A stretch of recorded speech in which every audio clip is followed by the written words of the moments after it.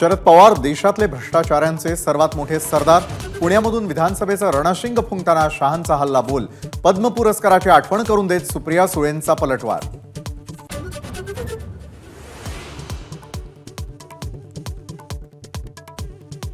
Uddhav Thackeray Aurangzeb fan क्लबचे नेते अमित शहांचा हल्ला बोल. संभाजीनगर नावाला होणाऱ्या विरोधावर बोट ठेवत टीकेचे बाण.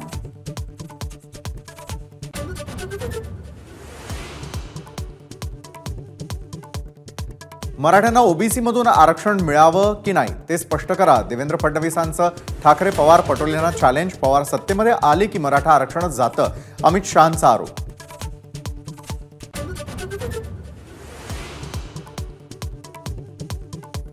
राजकारणामध्ये कधी तह तर कधी सलगी करावी लागते. अजित पवारांशी केलेल्या हातमिळवणी संदर्भात फडणवीसांची स्पष्टोक्ती.